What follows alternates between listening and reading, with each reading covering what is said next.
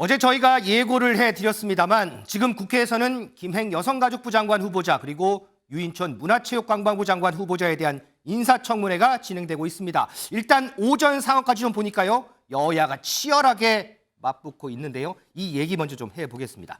자, 먼저 민지숙 기자, 이 김행 여가부 장관 후보자 어제 우리가 이 청문회 하면은 여당 뭐 보이콧할 거다 이렇게 전해졌는데 지금 정상 진행되고 있어요. 이게 하루 만에 뭐가 반전이 됐나 보죠? 맞습니다. 어제 오후 늦은 시간에 양당 원내대표가 만나 상견례를 했죠. 맞아요. 이 자리에서 청문회만큼은 정상적으로 진행을 하자 어느 정도 합의가 된 것으로 보입니다.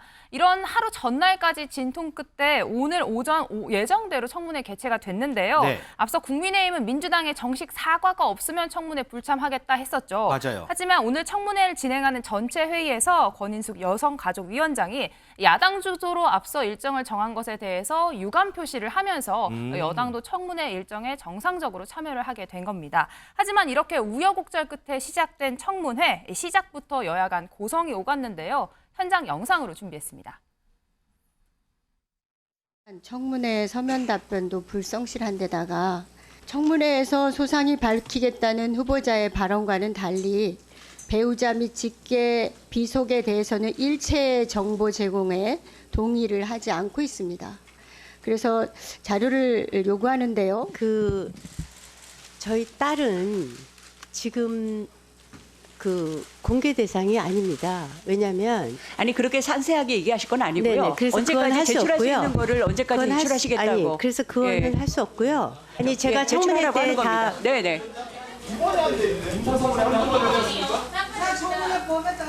장관에게 자료 요청 가능하냐고 물어보고 있는 거 아닙니까? 물어보고 있는 거잖아요.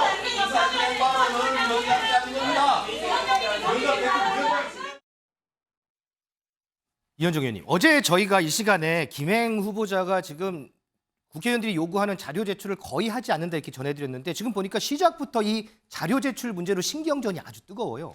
그러니까 최근에 일어났던 모든 청문회가 바로 이 자료 제출 문제 때문에 참 초반기에 전부 다 파행을 겪었습니다. 이게 왜 이렇게 이런 일이 벌어지는 건지. 왜냐하면 지금 이제 그 청문회에서 보면 본인의 고지가 본인과 직계 가족, 그다음에 이제 자녀들 같은 경우, 분간 가족 같은 경우는 거부할 수 있어요. 네네. 이제 그러다 보니까 이게 구체적으로 밝히기 위해서는 좀 더 충분한 자료가 필요한데 네. 그 자료들이 이제 제대로 제출되지 않고 또 청문회 당일 날에도 의원들이 요구한 자료가 이제 제출되지 않아서 그것 때문에 상당한 논쟁이 벌어지고 있거든요. 네. 저는 좀 더 이 세부 조항, 세부 어떤 규정들을 좀 손을 봐야 될 것 같습니다. 왜냐하면 매번 청문회 때마다 이 야당에서는 또 왜 자료 제출을 하지 않느냐. 맞아요. 또 이 후보자 입장에서 보면 이거는 뭐 고지 대상이 아니다라고 하고 있고 이것 때문에 앞에 청문회 시간을 다 지금 보내는 거 아니겠습니까? 계속 테이프 돌려서 보는 것 같아요. 그렇죠. 보면. 똑같은 현상들이 지금 모든 청문회 똑같이 벌어지고 있습니다. 그렇다면 어느 부분까지 정말 자료를 제출할 것인지 우리가 최근에 또 보면 개인의 사생활 보호가 또 강화되는 측면이 있습니다. 자, 그럴 경우에 후보자 개인뿐만 아니라 자녀들, 즉 분가한 자녀들까지도 다 공개된다 그러면 이게 또 사생활 침해의 여지가 있는 것이거든요. 그럴 수도 있고요. 그렇다면 이 부분에 대해서는 저는 좀 전체 국회 차원에서 어느 정도 수준에서 자료를 할 것인지에 대해 좀 미리 규정을 하고 만약에 자료 제출하지 않을 경우는 또 한편으로 보면 좀 뭔가 이 벌칙을 하는 이런 규정도 만들어서 후보자가 참 이 청문회 전에 그래도 자료 제출을 할 수 있도록 그렇게 좀 만들어야 될 것 같습니다. 지금 여야 이 정치권이 지금 이현정 의원이 얘기했던 요 부분들 프레스룸 라이브를 통해서 꼭 좀 이렇게 좀 들었으면 좋겠습니다. 임재 변호사, 이 자료 제출 문제도 그렇지만 이 김행 후보자 관련한 쟁점들도 지금 한두 가지가 아니에요. 네, 이제 크게 두 가지 꼽아보자면요. 지금 주식 파킹 논란, 그리고 김건희 여사와의 친분으로 인해 임명이 되었다는 논란이 두 가지 좀 꼽아볼 수 있을 것 같은데요. 일단 이 김 후보자가 공동으로 창업한 이제 위키트리 소설 뉴스의 주식 관련한 문제가 있습니다. 네네. 김 후보자가 청와대 대변인으로 임명된 2013년도에 자신과 배우자가 보유하고 있던 소설뉴스 주식을 본인 주식은 공동 창업자에게 그리고 배우자의 주식은 신우이에게 매각을 했다가 다시 되샀다. 그러니까 일명 주식 파킹으로 인해서 백지 신탁 제도를 피하기 위한 것 아니냐. 백지 신탁을 못하게 하는 것을 피하게 하기 위한 꼼수가 아니었냐. 이렇게 주식을 다시 누구에게 팔았다가 되산 부분에 대해서 야당은 이거는 꼼수 주식 파킹이다. 이렇게 주장을 하고 있고요. 이에 대해서 김 후보자는 폐업을 고민하다 주주 피해가 없도록 전량을 다시 매입한 것이다. 이렇게 해명을 하고 있는 상황입니다. 두 번째로 김건희 여사와의 친분으로 인해서 임명이 된 것이 아니냐 이 부분에 대해서는요. 네. 2번 정도 만난 것이 전부다. 이렇게 김 후보자는 얘기를 하고 있고요. 이에 대해서 이제 야당 측에서는 뭐 말도 안 되는 소리다 이렇게 좀 맞서고 있으면서 논란이 계속되고 시끄러운 상태입니다. 자, 이 김행 후보자가요, 그간에 뭐 본인과 관련한 여러 의혹들이 보도가 됐고 기자들도 많이 물어봤습니다. 그때마다 한결같이 얘기한 게 청문회에서 모든 걸 밝히겠다였습니다. 그 청문회가 지금 열리고 있습니다. 자, 김행 후보자 어떤 답변들을 했을까요? 영상 한번 보겠습니다.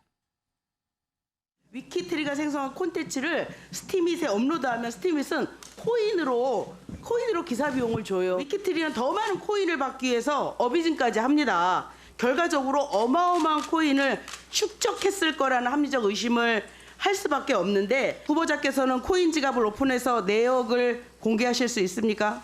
저희 회사는 코인을 스티밋하고 한 적이 단 한 번도 없습니다. 거짓말. 그거 거짓말입니다. 그러면 내역 공개하세요. 네, 아니 없어요. 아니, 없는데 어떻게 내용을 명확하게 공개를 나와 합니까? 있는 다음 그리고 넘겨주시면 저요 코인쟁이 이걸로 아닙니다. 돈 벌었어요. 아니에요, 이걸로 돈 아닙니다. 벌었는데 그걸로 돈 번 적 이걸로 없습니다. 돈 벌다 보니까 그렇게 얘기하지 마십시오. 2번 만난 게 전부입니까? 네, 제 기억엔 분명히 그렇습니다. 월단회에서도 만나지 못했습니까? 저 월단의 회원 아니거든요. 네, 회원 아닌 거 압니다. 아시죠? 저 나이가 많아서 월단회 회원에 안 껴주는 거죠. 저 월단의 회원도 아니고요. 월단의 회원이 누군지도 몰라요. 김준래 대표, 방송 들어오기 전까지 이제 청문회 좀 보고 오셨을 텐데, 네. 자, 청문회에서 모든 걸 밝히겠다. 그전까지 지금까지 보신 것들 다 밝혔던가요? 어떤가요? 그러니까 일단 저기서 나온 스티밋 얘기부터 짧게 말씀드리면은 이게 스티밋이라는 데가 뭐였냐면은 이제 새로 코인을 이제 만들고 여기에다가 글을 올리면은 코인을 조회수에 따라서 준다라는 거예요. 그래서 개인도 많이 올렸고 네. 이제 뭐 저런 언론사, 인터넷 언론사 같은 데도 올렸습니다. 그래서 저게 뭐 위키트리가 받았을 수도 있죠. 저거는 그러니까 원래 그런 목적으로 만들어진 거니까 일종의 보상 체계예요. 사실 저것까지 문제를 삼기에는 제가 보기에는 그러니까 코인은 너무 이를테면은 죄악시하는 분위기는 좀 아닌 것 같습니다. 제가 보기에는 뭐 실제 있는지 없는지는 모르겠으나 네네. 어쨌든 뭐 그런 거는 좀 봐야 될 것 같고. 다만 이제 저 김행 후보자의 지금까지 태도나 자료 제출 문제는 좀 심각해요. 왜냐하면은 본인이 정확하게 이렇게 얘기했습니다. 9월 24일에 청문회 때 모든 주식 거래 내역 경영 상태를 투명하게 전부 공개하겠다고 수도 없이 말씀드렸으니 맞아요, 지켜봐 맞아요. 주십시오. 정확하게 이렇게 얘기를 했어요. 왜 그러냐면은 본인의 주식을 이를테면 주식 파킹 논란 신우이한테 네. 그리고 그거를 되사는데 그거를 회사 돈으로 쓰는 배임 논란 이거는 사실 범죄거든요. 네. 그럼 이런 거를 요청을 했는데 지금 하나도 공개를 안 하겠다라는 겁니다. 그러니까 이거는 말이 안 되는 거예요. 그러니까 이거는 본인이 말한 것도 다 지키지 않는 것뿐만이 아니라 사실은 심각한 자격의 문제가 있다라고 이제 말씀드릴 수밖에 없고. 근데 그럼에도 불구하고 당당한 이유는 인사권자가 어찌 됐든 임명을 할 거기 때문에 그걸 알기 때문에 그렇게 야당하고 뭐 이제 잘 싸우는 장관, 뭐 대차게 싸우는 전사형 장관 뭐 이렇게 해서 지금 그렇게 하는 것 같은데. 여야를 떠나서 이 정도로 심각한 문제가 있는 장관이 최근에 있었습니까? 후보자가? 그러니까 저는 좀 심각하다. 이거는 제가 좀 여권에서 대통령이 좀 신중하게 좀 판단을 하셔야 될 것 같다 이렇게 말씀드리겠습니다. 이현정 의원님, 지금 네. 김준일 에디터 발언 중에 뭐 잠깐 얘기가 나왔습니다만 뭐 주식 파킹 문제라든지 논란이라든지 뭐 배임 얘기도 나오고요. 그래서 야당에서는 청문회를 할 게 아니고 검찰 수사를 받아야 할 후보자들 이렇게 얘기를 하거든요. 근데 원래 이제 공직자가 되려면 주식 백지 신탁을 해야 됩니다. 맞아요. 백지 신탁을 해서 일정한 기간에 이제 매각을 해야 되거든요. 근데 김행 후보자 같은 경우는 아시겠지만 박근혜 대통령 시절에 청와대에 이제 대변인을 했습니다. 했죠, 네. 그러면서 그때 공동 창업했던 위키트리를 이제 매각을 하고 백지 신탁을 해야 되니까요. 그다음에 그 끝나고 난 다음에 다시 이제 되샀어요. 맞아요. 되샀는데 이게 이제 주식 파킹 논란이라는 이제 논란이 불려 있는 거죠.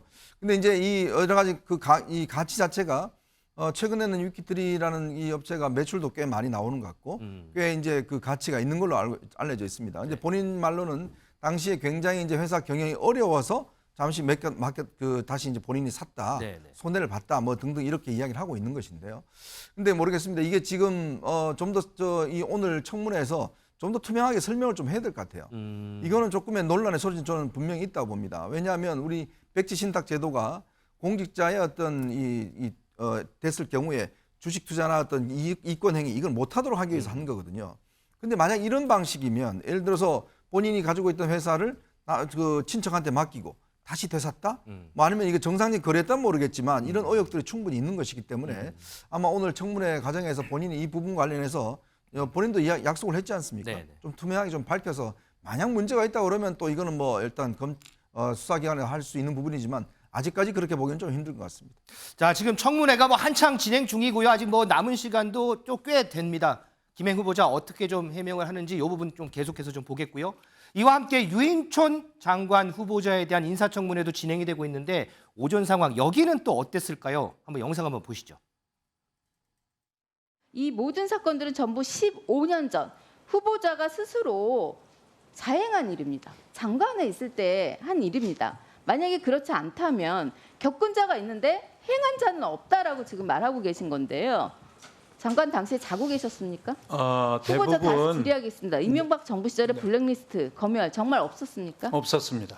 그런 것이 있었다고 수많은 예술인들이 지금 이야기하고 있는데 그러면 그들은 무엇입니까? 자기 입장에서 얘기하는 거죠. 괴담입니까? 괴담까지는 아니더라도요. 15년 전에 그 인물들을 다시 얘기하고 싶지 않습니다. 기상 증명서를 살펴보니까 담보대출 없이 아파트를 매입했더라고요. 무직 상태에서 능력이 뛰어난 겁니까? 아니면 아빠 능력이 뛰어난 아빠 찬스를 사용한 것입니까? 저는 제가 증여했다는 말씀도 자료에 분명히 명기를 했고요.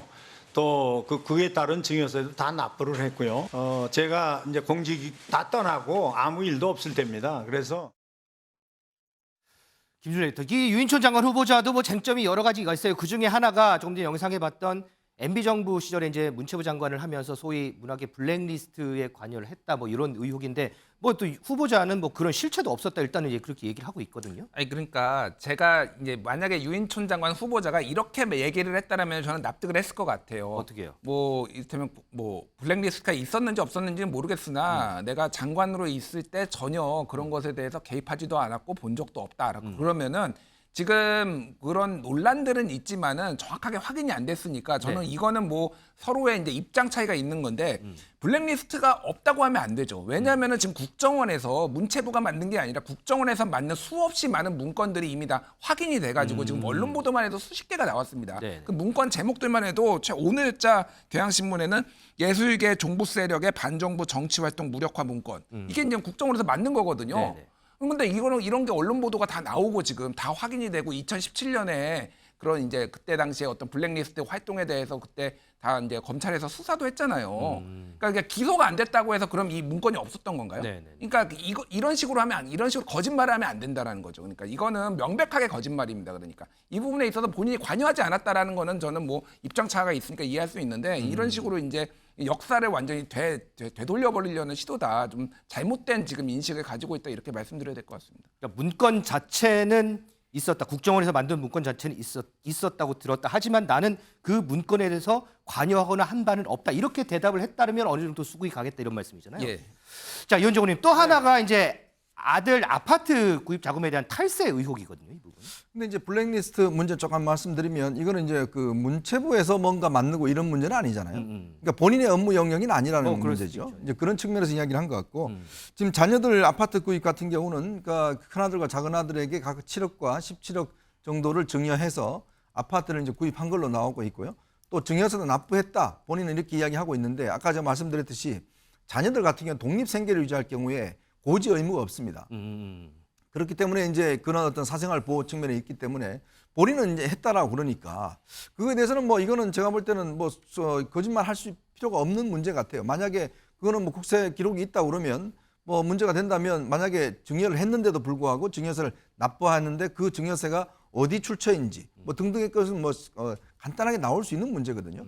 그나마 저 유인촌 후보자 같은 경우는 이게 청문회에서 한 이야기이기 때문에 본인이 거짓말할 리는 없을 것 같고 뭐 자녀들이 아마 증여세를 당연히 납부를 할 겁니다. 납부를 할 텐데 본인이 증여했다고 그랬으니까 만약 안 했다고 그러면 이거는 뭐 꽤 문제가 될 수가 있겠죠. 뭐 하기는 뭐 저는 쉽게 할 수 있는 거라고 생각이 듭니다.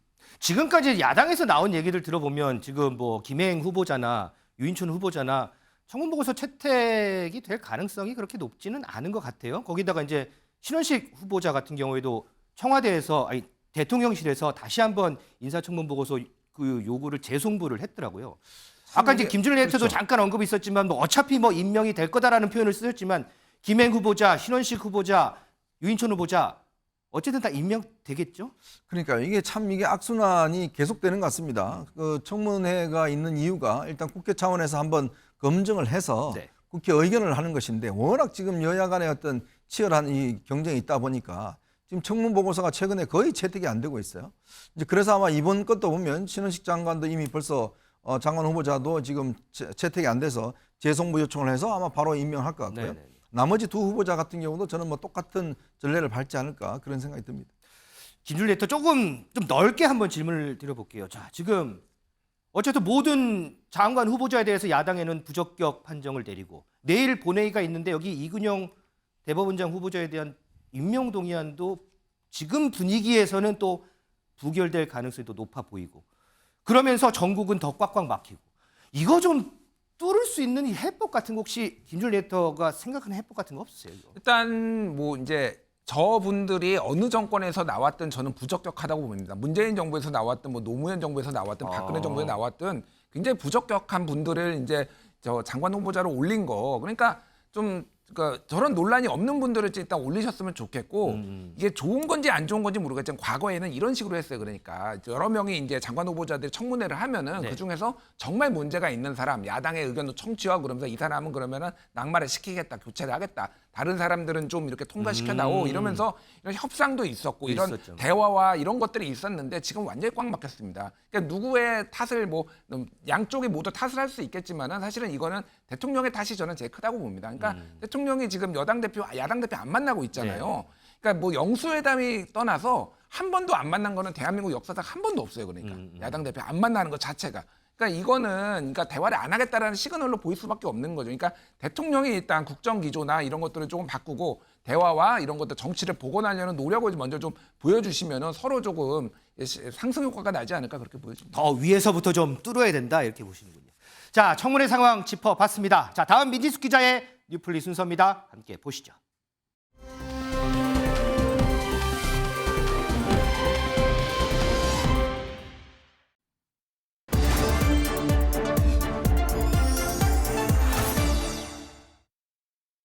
네, 뉴플리 오늘 제목은요. 구속 피한 이재명 내일 또 법정 D-1 새나구 병상 호소입니다.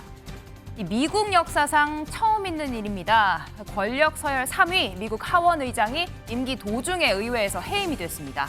이 같은 당 소속 의원들이 임시 예산안 처리에 불만을 품고 의장을 끌어내린 건데요. 이 트럼프 전 대통령을 추종하는 단 10%의 초강경파 의원들이 캐스팅 보트가 됐습니다. 미국 보십시오. 미국 8명의 강성 보수 지지자들이 그거 어떻게 보세요, 진짜? 234년 하원 역사상 처음인데 메카시 하원 의장이 가버렸잖아요. 그렇기 때문에 얼마나 강성 정치가 어떤 결과로 오는가를 우리나라에서도 알아야 돼요. 극단화된다라는 거죠? 그렇죠. 이 분열의 정치. 네, 최근 우리나라에서도 헌정사 초유의 일 벌어졌죠. 검찰의 구속영장 청구에 앞서 단식을 시작했던 이재명 대표. 아직 회복 치료 중이라 병상에서 환자복 차림으로 선거운동에 나섰습니다. 특히 이번 강서구청장 보궐선거는 무능한 정권의 폭정과 실정을 멈추고 강서구의 새로운 미래를 여는 출발점이 될 것입니다. 딱 3표가 부족하다. 이렇게 생각해 주십시오. 국민이 승리하고 역사가 진보하는 이 위대한 행진에 빠짐없이 동참해 주십시오. 자랑스러운 동지 여러분의 애국심과 애당심을 믿습니다. 고맙습니다. 네, 이 딱 3표 부족론. 이재명 대표 대선 후보 시절 투표 하루 전날까지 온라인과 거리 유세를 통해 시민들에게 호소했던 바로 그 구호입니다. 새 낙구, 새 표가 나라를 구한다. 지금 딱 3표 부족합니다. 투표 안 하신 분 투표해 주시고 전화 문자로 주변에 꼭 투표 권유해 주십시오. 새 낙구. 네, 당내에서는요, 이 대표가 이 사전투표 하루 앞두고 직접 진교훈 후보자의 유세 현장 찾아 지원할 가능성도 점쳐졌는데요. 이 대표 일단 내일은 서초동에 머물게 됐습니다. 이 구속 위기는 넘긴 이재명 대표, 하지만 내일 또 법정에 서야 하는데요. 이 대장동 위례 신도시 개발 비리 의혹 재판이 열립니다. 이미 단식으로 한번 미뤄진 날짜, 더 이상의 연기 신청 법원이 받아주지 않은 건데요. 구속영장 실질심사 받게 되는데 한 말씀 해주시죠. 증거 인멸을 교사했다는 혐의에 대해 어떻게 방어하실 건가요? 김인서 씨랑 마지막으로 연락한 게 언제입니까? 민주당 측 인사가 이화영 구지사에게 진술 번복 요청했다고 하는데 알고 계셨나요? 혐의는 여전히 부인하시나요? 오늘 직접 변론에 참여하시나요? 검찰이 고지사 증인 측이 결정부터 개최한 게 맞나요?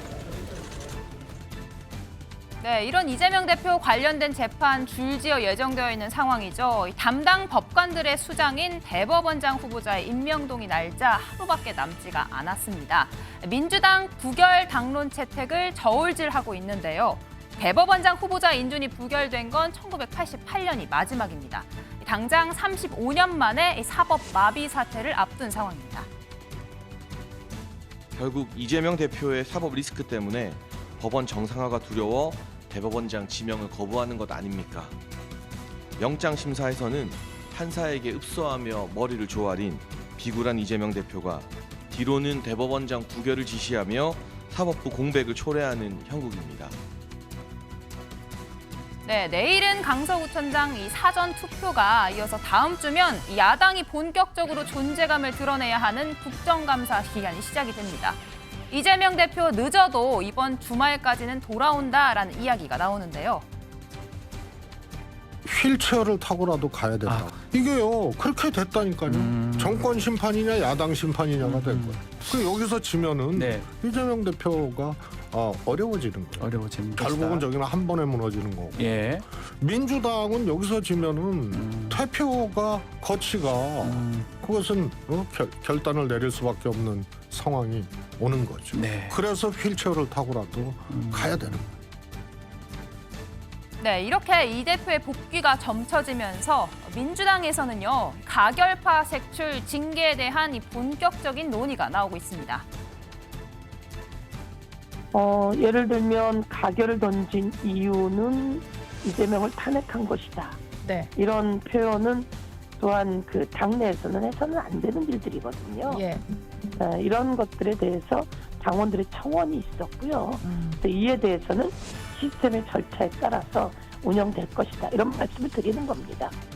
글쎄요. 마음 같아가지고는 법적으로는 뭐 저를 비롯해가지고 5명 전부 다 뭐 가결 표결했다라고 자인을 한 적이 없습니다. 네네. 그거 어떻게 인정할까요? 뭐 고문을 해서 인정을 했다고 칩시다. 그런데 당론으로 정한 바 없는 자유투표를 가지고 양심에 따라 표결한 걸 가지고 어떻게 징계할 것인가? 네, 앞서 정청래 민주당 의원, 고름은 살이 되지 않는다, 끝날 때까지 끝난 게 아니다, 이런 의미심장한 글을 적었는데요. 이 대표 이번으로 최고위를 주재하고 있는 정청래 수석 의원, 이 당도가 0이라고 합니다. 이게 무슨 말인가 하니 민주당 강성 지지층 사이에 돌고 있는 이른바 수박 감별기입니다. 겉은 민주당, 속은 국민의힘인 의원들 색출하겠다라는 건데요. 뭐 고름 뭐 아니 정말 누가 생채기 내 가지고 고름 만들었냐, 누가 없는 외상값 만들었냐라고 묻고 싶어요. 이게 사당화, 이재명 사당화가 이제 점점 더 심화되고 있다. 지금 정말 이게 걱정인데요. 이 일을 제기하거나 다른 소리를 내면 수박이란 딱지를 붙이고 온오프라인에서 테러를 가하고 과연 이런 정당이 공당이냐. 네, 이현종 의원님, 이런 질문 제가 정말 여러 번 드린 것 같은데요. 이재명 대표가 이런 강성 지지층의 모습에 대해서 언급하지 않는다, 즐기고 있는 거 아니냐, 이런 이야기까지 나오는데요. 어떻게 보십니까? 네, 당도가 0이면 안 팔리잖아요. 당도가 높은 거는 잘 사지 않겠습니까? 저는 역으로 생각드는데, 자, 그런데 이재명 대표가 이 문제에 대해서 일체 언급을 하고 있지 않다는 것은 결국 동조하고 있다는 것이고, 또 한편으로는 지지하고 있다는 이런 측면 아니겠습니까? 왜냐하면 이재명 대표 본인이 국회 본회의 연설에서 네. 이야기를 했습니다. 임명 체포동의안 나 포기하겠다라고 그렇죠. 이야기를 했죠. 특권을. 자, 그다음에 혁신위가 제일 먼저 제안한 게 바로 불체포 특권, 이 특권을 없애겠다는 거 아니겠습니까? 네. 자, 근데 이걸 갖고 그러면 그거대로 했는데 그걸 징계하겠다고요? 근데 지금 그 사람들을 지금 이렇게 당도 표시를 해서 네. 지금 하는데 당대표는 가만히 있지 않습니까? 그럼 결국 이중 전략을 쓰는 거죠. 다 내 뜻이 뭔지 아시죠? 라고 본인 지지층한테 이야기하고 있는 거 아니겠습니까? 성동격서 전략이라고 저는 볼 수가 있는데요. 네. 결국 본인은 뭔가 통합의 지도자인 척하면서 네. 뒤로는 개딸을 동원해서 결국은 반대자들을 어떤 식이든지 이제 이 공천에서 배제하겠다. 저는 이런 전략으로 보여집니다. 떳떳하지 못하다는 생각이 들어요. 왜냐하면 본인이 국민 앞에 약속을 했으면 그 약속에 대해서 만약에 당의 대표면 이런 당의 해당 행위에 대해서는 지적을 해야 되는 게 당연히 당대표의 역할 아닌가요? 그럼에도 불구하고 계속 그 사람들을 고름이다 뭐다 공격을 하고 있는데 아니 본인이 이야기를 했고 당 혁신위가 제안했고 그다음에 의원총회에서 그 정당한 체포동의안에 대해서는 하기로 이야기를 했지 않습니까? 그런데 그거대로 했는데 어떻게 알겠습니까? 무기명 투표를 했는데 네. 그런 사람을 그냥 당신은 저 가결표 찍었어. 관심법이 통하는 거 아니겠습니까? 지금이 어느 시대인데 궁예 관심법으로 징계를 한다? 뭐 민주당이 지금 21세기 정당인데 뭐 18세기 정당으로 떨어뜨리자는 겁니까? 저는 납득이 안 된다고 봅니다. 네, 굉장히 부정적으로 보셨습니다. 앞서 조응천 의원 뭐 고문을 통해서 자백을 받아내겠다는 거냐 이런 얘기까지 했는데요. 김준일 에디터님 보시기에는 이 가결 찍었다고 추정되고 있는 5명 실제로 윤리위에 회부가 되고 징계까지 나올 가능성 얼마나 된다고 보십니까? 그러니까 그 5명이 설훈, 이상민, 이원욱, 김종민, 조응천 네. 이렇게 이제 5명이에요. 그래서 이 중에서 설훈 의원 같은 경우에는 본인이 가결을 찍었다고 얘기하지는 않았지만 의원총회 뭐 표결 이후에 의원총회에서 내가 이재명을 탄핵했다 뭐 네, 이런 발언이, 표현을 네. 시사하는 발언을 했고 나머지는 공식적으로는 이제 밝히지 않았습니다. 그래서 이게 되게 어려운 문제예요. 그러니까 왜냐면은 윤리심판원의 이제 징계 사유를 보면은 뭐 당원 당규에 위반하거나 당의 강령이나 당론에 위반하는 경우, 윤리규범에 규정된 규율을 위반하는 경우 등등등이 있어요. 그래서 뭐 당의 품위를 훼손하거나 뭐 당무에 중대한 방해 행위를 하는 경우 뭐 이런 게 있는데 이게 네. 어느 거를 걸어야 되는 건지 사실은 그렇죠. 당론이 아니었으니까요. 예, 당론이 아니었으니까 이게 이제 굉장히 이제 논란이 생길 수밖에 없다라는 거 하나가 있고 지금 그러니까 사실은 저는 이게 일종의 한동훈 탄핵카드하고 비슷하다고 봅니다. 그러니까 민주당에서 한동훈 장관 탄핵카드를 만지작 하고 있잖아요. 이것만으로도 여러 가지 이제 정치적 효과가 있는 거잖아요. 사실 그러니까 한동훈 장관을 압박하는 거 그리고 네. 출마에 대해서도 약간 이제 좀 블록하는 그런 이제 효과가 있다라고 봅니다. 이것도 약간 윤리심판원에 직접 하면은 이거는 당의 파열음이 나겠지만 이거를 좀 만지작하면서 네. 친명들이 비명들을 좀 압박하는 용도로 쓰는 게 아닌가 이렇게 좀 봐야 될 것 같아요. 네, 이현정 의원님 이런 분위기 가운데 이재명 대표가 복귀한다고 하면 제일 처음 낼 메시지 원팀을 강조하는 내용이 나올까요? 말로는 뭐 통합과 원팀을 이야기를 하겠죠. 그러나 하는 행동은 이제 본인의 범위를 저는 벗어났다는 생각이 들어요. 왜 그러냐 하면 네. 이재명 대표가 뭐 통합 뭐 이런 이야기를 하더라도 이미 지역구 내에서는 각 지역 내에서는 지금 거의 전쟁 수준입니다. 즉 공천을 놓고 민주당이 사실은 현역 의원들이 너무 많아요. 그리고 또 이 지방자들이 너무 많습니다. 네. 왜냐하면 이미 지방선거에서 패배를 해서 거기에 지방선거 패배한 사람들 플러스 예전에 뭐 공기업에 있던 분들 등등 해서 각 지역의 경쟁자들이 너무 많기 때문에 네. 어떻게 하든지 현역 의원들 끌어내려야 되거든요. 그러려면은 결국은 누구든지 저 사람은 저 수박이야 라고 공격을 해야 되는 겁니다. 네. 그러니까 본인이 무슨 이야기를 하든지 간에 통제가 안 되는 상황으로 저는 바뀌었기 때문에 뭐 저는 이재명 대표 어떤 메시지를 내느냐 그건 네. 별로 중요하지 않다고 봅니다. 통제 범위를 벗어났다 이권이 걸린 문제이기 때문에요. 이런 이야기 해주셨습니다. 지금 이 강서구청장 선거 사활을 걸고 있는 건 민주당뿐만이 아닙니다. 김기현 대표 강서구 현장 곳곳을 누비며 또 오늘 최고위에서도 투표 독려 메시지를 냈는데요. 여당이 질 경우 이 비대위 체제 전망까지 나오고 있습니다. 직접 듣고 오시죠.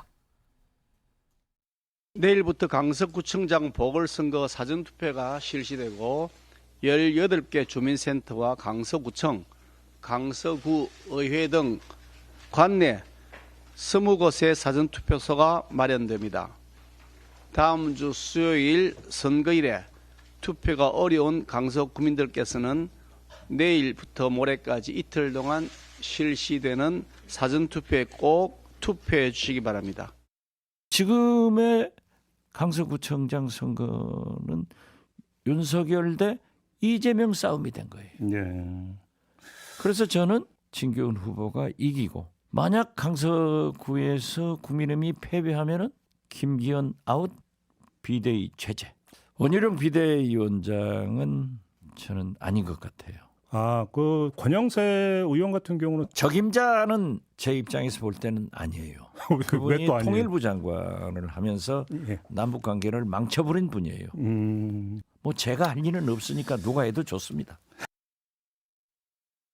네, 김준일 에디터님, 지금 선거에서 지면 여당도 야당도 지금 대표 자리를 내놔야 된다 이런 얘기가 나오고 있는데요. 최재성 전 수석은 그래서 이재명 대표 휠체어를 타고서라도 나와야 한다. 이번 주말 유세에 직접 모습을 드러낼 가능성 어떻게 보십니까? 저는 뭐 가능성이 상당히 높다고 봅니다. 일단 오늘 SNS에 이렇게 올렸죠. 뭐 국민이 승리하고 역사가 진보하는 위대한 행진에 빠짐없이 동참해달라. 네. 그래서 이제 투표를 독려하는 거를 올렸습니다.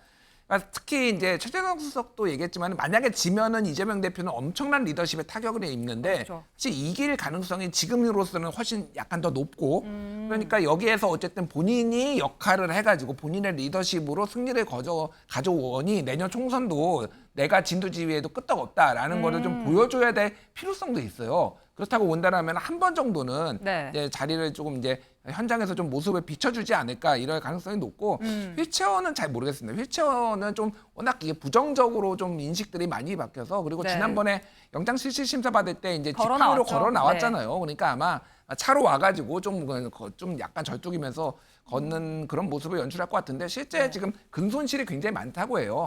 얘기를 들어보니까. 20여일간의 단식으로. 그래서 좀 걷는 게 쉽지는 않은데 어쨌든 그런 모습을 조금 보여주지 않을까 그렇게 보여집니다. 네, 이런 가운데 두 후보자 다른 이슈로 싸우고 있습니다. 구청장 후보자 2명이 강서구에 살았냐 안 살았냐, 집이 있냐 없냐 이런 문제로 싸우고 있는데요. 이은정 의원님, 이런 식의 논란 좀 어떻게 보십니까?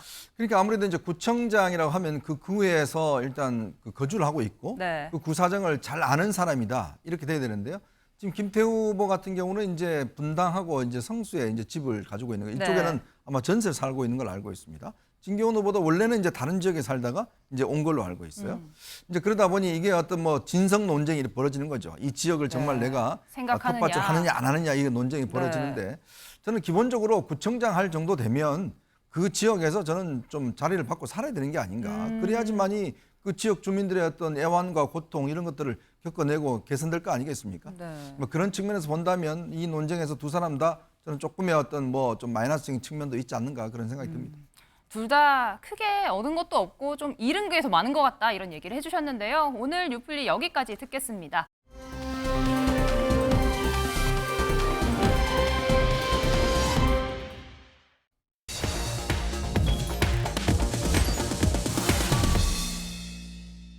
유명인을 사칭해서 투자 사기를 벌이는 수법이 온라인에서 기승을 부리고 있습니다. 연예계는 물론이고요. 이게 이제는 정치권에까지 불똥이 튀고 있습니다. 이 부분 한번 알아보겠습니다. 임주혜 변호사, 어느 정치인이 어떻게 피해를 본 거예요, 이게? 네, 말씀 주신 것처럼 이 정치인을 사칭한 소셜 네트워크 서비스를 이용해서 불법적으로 광고를 하고 심지어 투자를 권유해서 사기를 치는 행위가 지금 기승을 부리고 있어서 주의가 필요한데요. 먼저 전 김종인 비대위원장이 그 대상이 되었습니다. 사건이 알려지게 된 건요. 김경진 전 국민의힘 의원이 아니 제 페이스북 타임라인에 이런 글이 올라왔다 하면서 게시를 하면서 이거 사실 여부 좀 확인해달라 이렇게 올렸습니다. 그 올린 글을 보면요. 김정인 전 비대위원장 사진을 이용해서요. 가짜 페이스북 계정을 만든 겁니다. 그러면서 스스로를 안녕하세요. 저는 김종인이라고 합니다. 이렇게 인사를 하고요. 내가 지금까지 주식 투자를 굉장히 잘해왔다. 나는 20% 이상 손실을 입은 적이 없으며 80%의 성공률을 보장한다 이런 글이 써 있고요. 와, 김종인 전 비대위원장이 그렇게 고수였나요?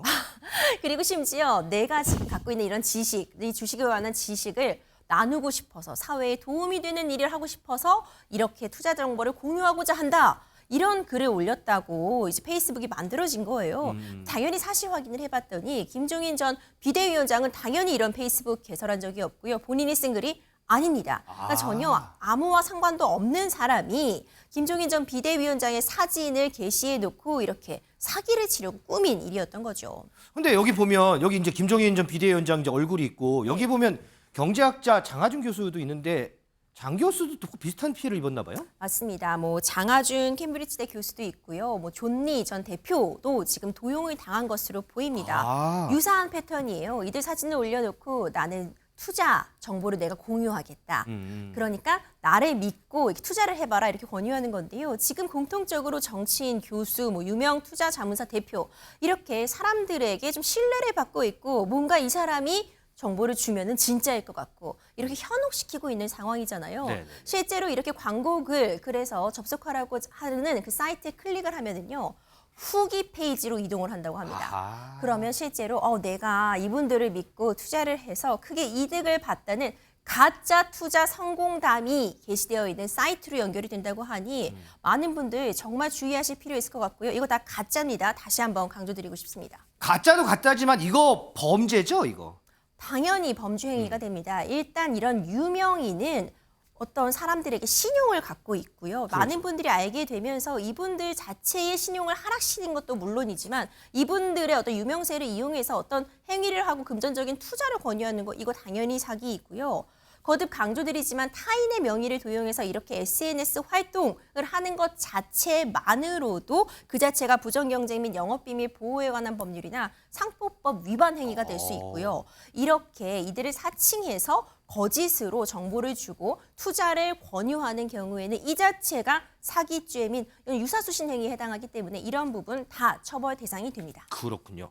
자, 민식 기자, 이런 가운데 정치권에서는 이거 여론조작 의혹 이게 상당히 좀 커지는 것 같아요. 맞습니다. 항저우 아시안게임 어제 우리가 이겨서 토요일에 결승전에 가게 됐죠. 맞아요. 지난 8강전에서 우리나라 중국과 붙었습니다. 그런데 이 경기가 있던 날 다음 포털 사이트에요. 우리나라가 아닌 중국을 응원하는 클릭이 90%가 넘게 나온 상황이 있었습니다. 이게 말이 안 되죠. 우리나라가 아닌 중국을 훨씬 더 많은 사람들이 그러니까요. 지지한다라는 건데요. 그래서 일부 인터넷 커뮤니티와 정치권에서는 여론 조작 의혹을 제기를 했습니다. 이게 IP를 확인을 해보니까 주소 95%가 한국에서 나온 건데 외국에서는 5% 정도만 IP가 측정이 됐습니다. 근데 이 소수인 5%에서 수천만 건, 수백만 건의 응원 클릭이 발생이 하면서 이런 왜곡이 생긴 상황인데요. 네. 다음은 횟수 제한 없이 클릭을 할 수 있게 되어 있는 시스템 때문에 이런 클릭 응원 숫자가 과도하게 부풀려질 수 있다라는 점을 뒤늦게 발견하고 이 해당 서비스 현재는 중단한 상태입니다. 국민의힘 측에서는 지난 2017년 대선 때 드루킹 사건 이것을 네. 거론하면서요. 여론 조작 의혹에 대해서 이야기하고 있는데요. 직접 이야기 듣고 오시죠. 그동안 풍문으로 떠돌던 해외 세력의 국내 여론 조작 가능성을 수면 위로 드러낸 중요한 사건입니다. 드루킹 사건을 비롯해 수차례 매크로 논란이 있었음에도 우리나라 주요 포털이 불순한 여론 조작 공작에 무방비 상태에 있다는 것은 한국 민주주의에 대한 중대한 위협입니다. 포털 사이트에서 여론 왜곡 조작이 언제든지 가능하다는 것을 보여준 매우 충격적인 사건입니다. 뉴스를 유통 전파하는 사실상 언론 역할을 하고 있고 댓글로 여론을 주도하고 있는 포털 사이트는 뉴스로 수익만 거둘 생각을 해서는 안 될 것입니다. 여론 조작을 막는 사회적 책임도 다해야 합니다. 김준일 대표, 이게 국민의힘에서 지금 상당히 비판하고 있는데 타임라인을 보니까 이게 이제 어제 오전에 김기현 대표가 SNS를 통해서 이렇게 좀 언급을 했고 그리고 얼마 안 있어서 바로 이동관 방통위원장이 국무회의 때 이걸 긴급 현안 보고를 했다고 해요. 그러면서 한덕수 국무총리가 이거 범부처 TF 만들어낼 지시도 하고 오늘 또 이런 다이어도 나오고. 글쎄 이게 국민의힘에서 이 부분을 상당히 좀 띄우는데 이게 아까 얘기했던 단순히 이게 드루킹 사건 이게 좀 떠올라서 그런 건가요? 아니면 다른 이유가 있나요? 뭐가 그러니까 뭐 여러 가지 이제 포털 압박, 뭐 포털 TF에서도 이제 이런 내용을 발표를 해서 포털 압박용 뭐 총선 앞두고 뭐 이런 것도 있는데 그냥 제가 보기에는 행정력 낭비다 그냥. 아, 그래요? 그리고 이게 그냥 코미디로 좀 정부 여당이 우스워질 가능성이 상당히 높아 보입니다. 좀 차분히 말씀드릴게요. 자, 일단 이게 지금 축구 8강전이었잖아요. 네. 중국하고. 네. 자, 그때 이제 93%까지 중국이 올라갔다라는 거잖아요. 그 전에 키르기스스탄하고 16강전 했거든요. 그때도 키르기스스탄이 85% 지지를 받았습니다, 한때. 그리고 이제 여자 축구 8강전에서도 북한 팀에 75% 응원이 몰렸고요. 네. 네이버에서도 지난달에 사우디아라비아하고 한국하고 평가전 가졌는데 사우디아라비아 응원이 더 많았어요. 아, 그래요? 예. 이게 뭐냐면은 이런 겁니다. 이게 이제 온라인 커뮤니티 같은데 이게 특징이 뭐냐면은 로그인을 안 해도 돼요. 그러니까 포털 입장에서는 편하게 와가지고 자주 클릭해줘라. 그럼 본인들 조회수 올라가는 거잖아요. 그렇죠. 그리고 여기서 막 이제 노는 거니까 좋은 거예요. 그러니까 로그인을 안 하게 하고 여러 번 클릭을 하게 하는 겁니다. 그러니까 이런 거에 온라인 커뮤니티에 야 이런 거 한다더라. 야 그러면은 이제 소위 말해서 관종들이 야 내가 이거 한번 뒤집어 볼게라고 해서 매크로 만들어가지고 이거를 막 돌리는 이제 그런 일들이 과거에도 비일비재했다라는 겁니다. 그러니까 키르기스스탄 80% 나왔을 때는 왜 그럼 집권 여당은 가만히 있었나요? 그러다가 갑자기 지금 중국에 왜 이렇게 발끈하시는지 모르겠는데 심지어는 DC 인사이드에 VPN 갤러리가 있어요. 여기에서 2일 새벽 0시 38분에 야 이거 내가 한 거야. 라고 올린 글까지 있습니다. 지금 이게 이제 진실인지 아닌지 모르겠어서 자기가 IP 2개를 돌렸다라고 했어요. 이게 그러니까 한 50%는 벨기에를 통해, 아니 그러니까 저희 네덜란드를 통해서 30%는 일본을 통해서 지금 우회해서 왔거든요. 본인이 했다라고 했으니까 이건 수사해 보면 아는 건데 해프닝으로 끝낼 가능성이 높다. 그러니까 이게 무슨 뭐 반국가 세력이네, 뭐 무슨 9.12 테러 얘기까지 나오더라고요. 심지어는 이게 이제 이렇게까지 할 얘기인가? 그러니까 선거 앞두고 조금 이제 포털을 좀 잡아보겠다. 뭐 이렇게 좀 그런 걸로 보여집니다. 자, 그러면 민주당 입장은 과연 뭘까요? 홍익표 원내대표 목소리 한번 들어보겠습니다.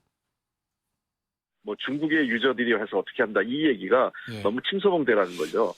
정부 여당이 이 사건 자체를 정략화, 정치 쟁점화하려는 의도가 있다 이렇게 봅니다.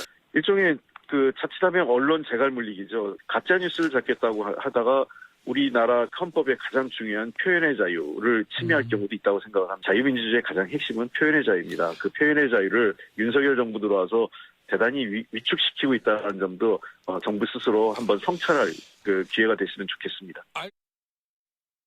이현정 의원님은 이 부분 어떻게 보세요? 국민의힘 내부에서도 뭐 일부일 거예요. 일부에서 정쟁으로 이거 몰고 갈 사안 아니다 이런 얘기도 나오고 지금 홍익표 원내대표 얘기만 놓고 보면 과연 이게 정부 차원에서 나설 일이냐 이런 의문도 좀 제기하거든요. 그런데 이 문제를 그렇게 단순히 볼 문제는 아닌 것 같습니다. 왜냐하면 우리가 이제 드루킹 사건이라는 선거 조작 사건을 경험을 했지 않습니까? 네네.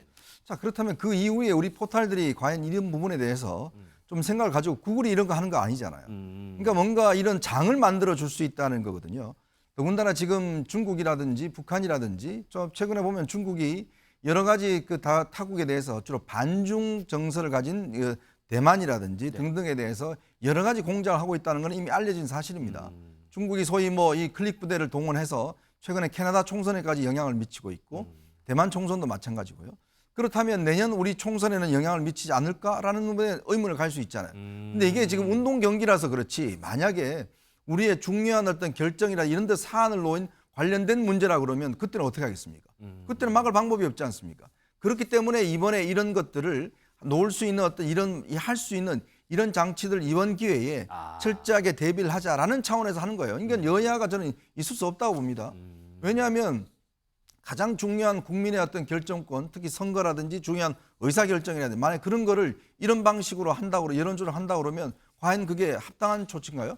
이게 운동 경기여서 다행이지만 만약에 이런 방식으로 할 수 있는 장을 우리 포털들이 만들어준다라고 한다면 그 다음에는 우리가 방법이 없지 않습니까?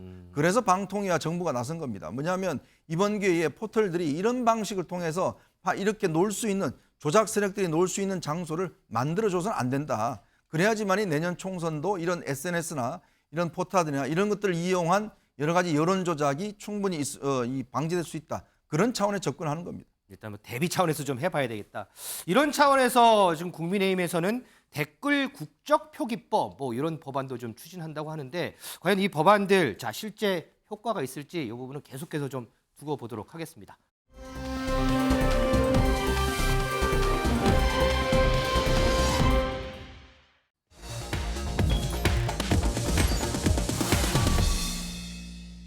자, 이번 앵커의 픽은요. 궁금증을 자아내는 사진을 보고 과연 이게 어떤 사진일까 궁금해하실 만한 그런 사진들 저희가 좀 모아봤는데 한번 같이 한번 보겠습니다.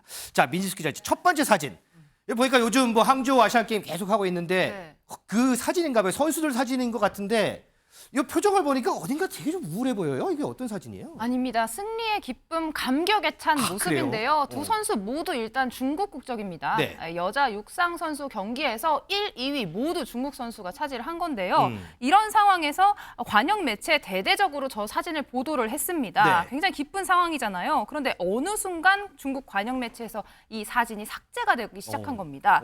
여기에 대해서 미국 CNN이 의미심장한 해석을 내놨는데요. 이 두 선수의 트랙 번호가 어떤 라인을 띄었는지 아까 사진을 보시면 6번, 4번이 적혀 있거든요. 네. 이 트랙 번호가 89년도 이 천안문 사태를 우연히 연상시켰기 때문에 검열당한 것 같다 이런 의혹을 제기했습니다. 이 천안문 사태 89년 6월 4일에 벌어졌죠. 맞아요. 천안문 광장에서 중국 인민들이 민주화 시위를 했는데 중국 당국에 유혈 진압한 사건입니다. 이 자행된 날짜에 대해서 여러 가지 이야기가 나오고 있는데 중국 인기 검색 엔진 바이두에서도요. 지금 저 사진을 찾아볼 수 없다라고 합니다. 그래서 중국 국영 신화통신에서도 이 사진이 나와 있긴 하지만 저 날짜를 상징하는 64, 저 숫자는 잘린 채로 사진이 게재가 되어 있어서 이런 논란을 더욱 증폭시키고 있는 상황입니다. 이현정 의원님, 이 두 선수가 정말 우연찮게도 포옹을 했는데 6레인에 있는 선수고 4레인에 있는 선수 6월 4일이 글쎄 이거를 어떻게 하려고 해도 안 될 것 같은데 네. 이게 중국에서는 엄청나게 파장이 큰가 봐요. 이게. 그렇죠. 중국의 정규군인 인민해방군이 동원된 게 딱 2번 있습니다. 국내 사정에 때문에. 그게 바로 문화대혁명 때하고 바로 천안문 사태 때입니다. 그러니까 그만큼 이 내부의 어떤 이 봉기가 얼마나 민감한가라는 거는 우리가 느끼는 것보다 훨씬 더 심각하게 느끼는 게 바로 중국 공산당입니다. 중국 공산당 같은 경우는 당시에 이 민주화의 열기 이런 것들을 당시에 무력으로 진압을 했지 않습니까? 그렇죠. 그러니까 이게 철저히 통제된 사회잖아요. 중국이 뭐 지금 여러 가지 자본주의고 뭐 여러 가지 이제 상업을 할 수 있다 하더라도 내부적으로 보면 공산당에 철저히 통제되는 사회거든요. 그렇죠. 모든 여론이나 마찬가지로. 그렇기 때문에 자칫 이것이 실제로 이제 중국에 보면 반체제 인사들이 꽤 있습니다. 그러니까 그런 것들이 이용될 수 있다라는 것 때문에 이제 아마 차단한 것 같은데 중국은 제가 말씀드렸듯이 이렇게 중국 내에 어떤 국민들이 모이고 어떤 특정한 정부의 반기를 드는 것, 그러한 조금의 어떤 단서도 되는 것, 이거에 대해서는 철저히 SNS나 이런 걸 통해서 단속을 하고 있다. 이런 말씀을 드리겠습니다. 알겠습니다. 자, 두 번째 사진 보겠습니다. 임주혜 변호사. 돌멩이가 있는데 이 돌멩이는 또 무슨 사연이 있어요? 돌멩이가 사연 있는 돌멩이들이었습니다. 이 그래요? 돌멩이도 사실 함부로 주워가면 안 되거든요. 사건은요, 제주도에서 발생했습니다. 한 모녀가 지난달 30일 오후에 제주 서귀포시 안덕면 그 해안가에서 이 자연석 자갈을 100여 개를 박스에 담아갔다고 합니다. 해변을 걷다가 좀 둥글고 매끄럽고 예쁜 돌들을 주워서 장바구니에 담아 자신들이 타고 온 차량에 실었다고 하는데요. 네네. 인근에 있던 관광객이 이 모습을 보고 아니 지금 자갈을 차량에 싣고 있다며 112에 신고했고 경찰이 출동하면서 두 사람은 특수절도 그리고 공유수면 관리 및 매립에 관한 법률 위반 혐의로 입건이 되었습니다. 잠깐만요. 제가 복잡해 잘 모르는데 무슨 법률 위반이라고요? 말이 좀 어렵지요. 네. 이제 공유수면이라는 것이요. 이제 공공으로 사용하는 다수가 사용할 수 있는 국가가 관리하고 있는 바다나 하천을 말하거든요. 그러니까 지금 바닷가 인근이잖아요. 그 바닷가 인근의 해안에서 돌멩이 같은 걸 함부로 주워가면 원래는 안 됩니다. 그러니까 전용 사용 허가를 관리청으로부터 받지 않고 공유수면에서 흙이나 모래, 돌 등을 채취할 가는 경우에는요. 3년 이하의 징역 또는 3천만 원 이하의 벌금형에 처해질 수 있습니다. 이번 사건 같은 경우 이 모녀 돌들이 너무 예뻐서 집에 조경용으로 쓰려고 했다고 진술을 했다고 해요. 몰라서 그랬다지만 우리가 바닷가 가서 기념용으로 한두 개 집어오는 거 말고 이렇게 대량으로 집어와서 무단으로 사용하는 건 절대 안 됩니다. 야, 이 밖에서 돌 집어오고 흙 집어오고 이런 것도 죄가 되는지 저도 처음 알았습니다. 마지막 사진 보겠습니다. 민지숙 기자. 네. 방랑 시인 김삿갓인가요? 무슨 사진이에요, 이거는? 시인이 아니라 강도였습니다. 강도예요? 사진을 보시면 좀 무시무시한데요. 저렇게 삿갓을 쓰고 온몸을 가린 채로 은행 강도가 나타났습니다. 한쪽에는 칼자루를 쥐고 한쪽엔 전기톱, 한쪽엔 자루를 든 채로 저렇게 은행 안으로 들어서는 모습이 포착이 됐는데요. 전기톱으로 철문을 잘라서 은행 내부까지 진입하는 데 성공했다라고 합니다. 자루를 들고 곳곳을 살폈지만 저렇게 보이는 것처럼 별 소득이 없었습니다. 그래서 저대로 원래 들어왔던 구멍으로 다시 빠져나갔다라고 하는데요. 이 삿갓을 쓰고 신분을 가린 채 등장한 이 남성, 보안 시스템이 작동하자 그대로 도주를 한 겁니다. 이 사건 관련해서 경찰 관계자 이야기 한번 들어보시죠. 아침 붉은 비낮에 이렇게 영업 안 하는 시간에 구멍을 뚫어서 올 거라고 상상 자체를 해본 적이 없어요. 열어지지도 않고. 잘리기 전에 혹시 CCTV가 있는가 보려고 삿갓을 살짝 제끼고 이렇게 쳐다봤어. 얼굴이 보일 거 아닌가. 임주혜 변호사. 이게 제가 사건상을 많이 봤는데 보통 보면 이렇게 모자 같은 거 푹 눌러 쓰고 이렇게 하잖아요. 삿갓 쓴 거는 전 처음 보는데요. 특이하죠. 이 삿갓을 이분이 특히 좋아하는 분이었나 봅니다. 사실 이전에도요, 삿갓을 쓰고 절도를 하다가 붙잡힌 전력이 있었습니다. 아, 이 사람이요? 네, 심지어 출소한 지도 얼마 되지 않았는데 또 범행을 저지른 겁니다. 그러니까 단순히 얼굴이 드러나지 않기 위해서 CCTV에 제대로 찍히지 않기 위해서 삿갓을 쓴 것이 맞고요. 이 사람이 검거된 과정 또한 어떤 우연히 작용을 했는데 가만히 사건을 담당하던 형사님이 보니까 이 삿갓남 예전에 본 적이 있었던 거죠. 이전에 담당했던 사건에서도 이렇게 삿갓을 쓰고 범행을 하다가 잡힌 적이 있었기 때문에 네. 이번에도 사실 CCTV에 정확히 영상이 찍히진 않아서 결국은 잡히겠지만 시간이 걸릴 뻔했는데 굉장히 빨리 잡히게 됐습니다. 사실 우연이라고 볼 수도 있어요. 우연히 또 이 같은 형사님께 걸려서 잡힌 거다. 운이 나빴다고 생각하기보다는요. 이 사람 자꾸 범죄 저지르니까 또 잡힌 거거든요. 운이 나빴던 게 아니라 나쁜 짓 많이 해서 그런 것 같습니다. 자, 지금 우리가 사진 3장 봤는데 이 6과 4가 합쳐져서 사진이 삭제된 이 선수들, 그리고 삿갓 쓰고 도둑질했다가 똑같은 형사한테 우연하게 잡힌 이 도둑.